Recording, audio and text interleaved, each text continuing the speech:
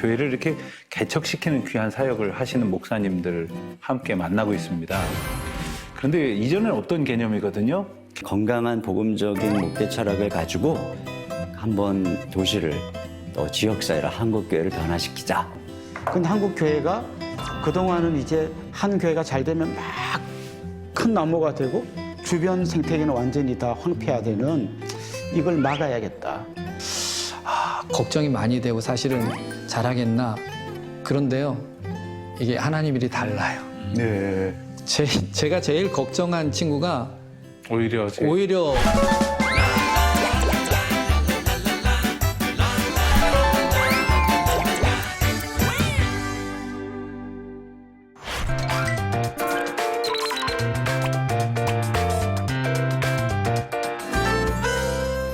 어느 날 그런 생각을 좀 해본 적이 있습니다. 갑자기 병원에 입원하신 교우 신방을 다녀오게 되었는데 나는 건강한가? 이러다가 금방 내 영혼은 건강한가? 우리 교회는 건강한가? 한국 교회는 건강한가? 이런 생각을 해본 적이 있었어요. 제가 기억하는 모든 시간 동안 교회 성장이라는 이야기는 계속해서 한국 교회 안에 있었는데 성장을 얘기하기 전에 우리 건강한가? 그리고 바른 영적 성장을 향해 나아가는가? 그 옛날에 지금은 하나요?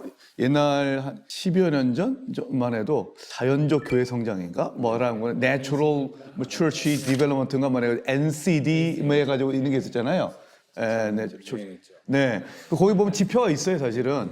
이렇게 어떤 좀 몇 가지 지표가 있는데 그걸 가지고 이제 지수를 평가하고 했었었는데 목사 혹시 그런 거 해보셨어요? 저는 안 해봤는데 네. 교회가 건강한가에 그냥 두 가지 지표를 생각하고 싶어요. 하나는 얼마나 어려움, 고난 또는 갈등 이것을 잘 대처할 수 있는 내구력이 있는가. 이건 아무 문제가 없어서 교회가 평안한 듯 보이는 경우가 많아요. 근데 막상 문제가 생기면 속살이 드러나는 거거든요.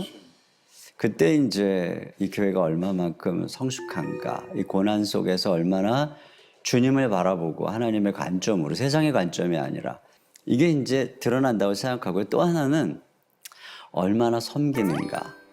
이건 성경에도 우리가 이제 온전케, 말씀을 통해 온전케 해서 봉사의 일을 하게 한다. 이렇게 에베소서에 말하잖아요, 사장에. 그런 것처럼 결국 그 사람이 성숙하다면 얼마나 성경을 아는가, 얼마나 뭐 기도를 많이 하는가, 이게 아니고 얼마나 섬기는가, 이 문제거든요. 그래서 한 교회의 건강지수는 그런 그 갈등과 싸움에서 어떻게 대처할 수 있는 능력이 있느냐의 문제예요. 또 하나는 성도의 숫자가 아닌 섬기는 사람의 숫자로 판단할 수 있지 않겠는가, 이런 생각을 해봅니다. 저는 이제 본질적인 부분이 있다고 보는데 제일 위험하다고 생각하던 게 어디서 시작이 저는 됐냐면 신앙생활을 왜 할까? 왜 신앙생활을 하는 거지? 이제 여기에서 고민이 깊은 거예요. 사실 신앙생활은 감격과 은혜인데 십자가에 그거 때문에 시작하는 건데 그게 시작이 되면 그 다음에 다른 부분들이 풀릴 텐데 지금은 그런 부분들이 이제 거의 찾아보기가 쉽지 않고 사람들이 교회에 오고 신앙생활 하는 게 그냥 좀 마음 편하고 나의 이익을 위하고 뭐 이런 것이다라는 생각이 팽배해지면서 그러니까 이제 섬김도 잘 안 되게 되고 그런 부분도 이제 막 억지로 시켜야 되는 행위로 드러나야 되는 현상이 생기게 되는 거죠. 그래서 이렇게 말하면 좀 이상하게 들릴지 모르지만 복음의 능력의 상실? 그게 이제 핵심이 아닐까. 그러니까 이제 겉으로 도는 것만 이제 계속 수치로 드러나는 거죠. 네. 예.